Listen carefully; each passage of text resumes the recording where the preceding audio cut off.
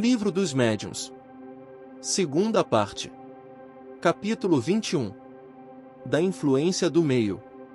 231. Primeiro meio em que se acha o médium exerce alguma influência nas manifestações? Todos os espíritos que cercam o médium o auxiliam, para o bem ou para o mal. Segunda, não podem os espíritos superiores triunfar da má vontade do espírito encarnado que lhe serve de intérprete dos que o cercam. Podem, quando julgam conveniente conforme a intenção da pessoa que a eles se dirige. Já o dissemos, os espíritos mais elevados se comunicam, às vezes, por uma graça especial, malgrado a imperfeição do médium e do meio, mas, então, estes se conservam completamente estranhos ao fato. Terceiro, os espíritos superiores procuram encaminhar para uma corrente de ideias sérias as reuniões fúteis.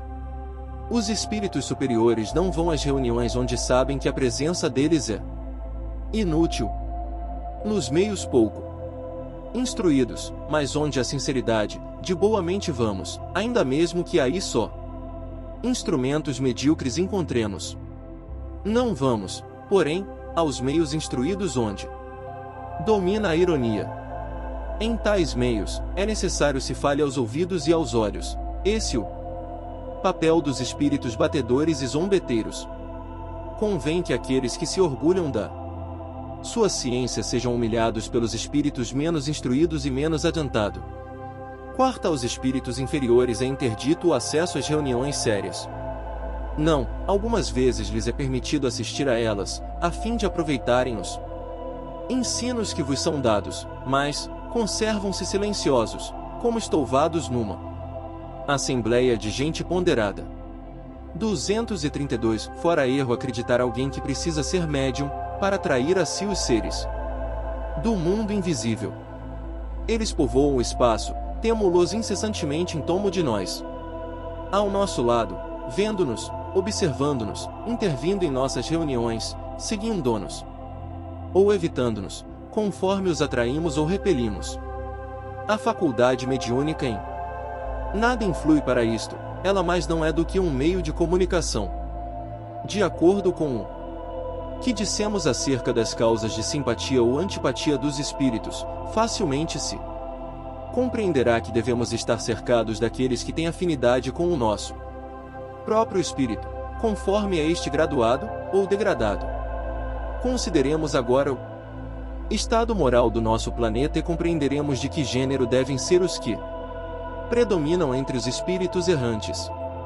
Se tomarmos cada povo em particular, poderemos, pelo caráter dominante dos habitantes, pelas suas preocupações, seus sentimentos mais ou menos morais e humanitários, dizer de que ordem são os espíritos que de preferência se reúnem no seio dele.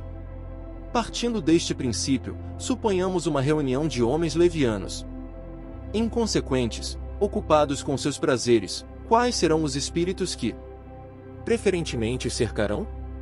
Não serão de certo espíritos superiores, do mesmo modo que não seriam os nossos sábios e filósofos os que iriam passar o seu tempo em semelhante lugar.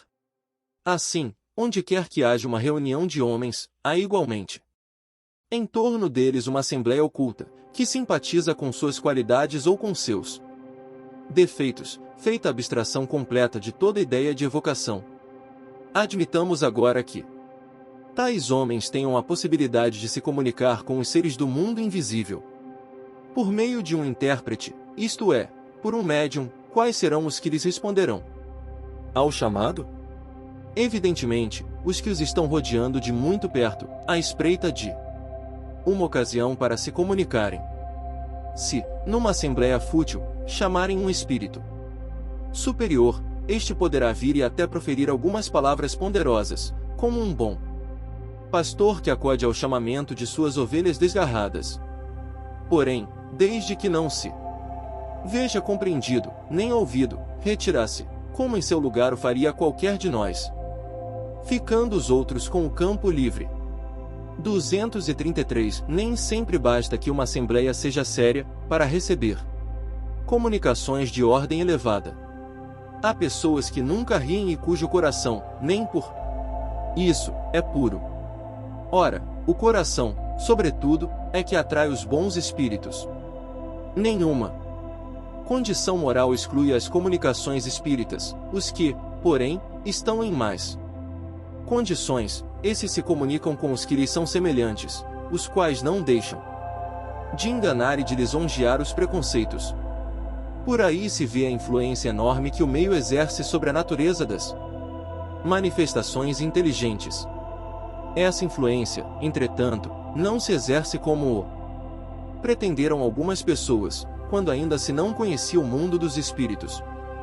Qual se conhece hoje, e antes que experiências mais concludentes houvessem esclarecido as dúvidas. Quando as comunicações concordam com a opinião dos assistentes, não é que essa opinião se reflita no espírito do médium, como num espelho, é que com os assistentes estão espíritos que lhes são simpáticos, para o bem, tanto quanto para o mal, e que abundam nos seus modos de ver. Prova o fato de que, se tiverdes a força de atrair outros espíritos, que não os que vos cercam, o mesmo médium usará de linguagem absolutamente diversa e dirá coisas muito distanciadas das vossas ideias e das vossas convicções. Em resumo, as condições do meio serão tanto melhores, quanto mais homogeneidade houver para o bem, mais sentimentos puros e elevados, mais desejo sincero de instrução, sem ideias preconcebidas,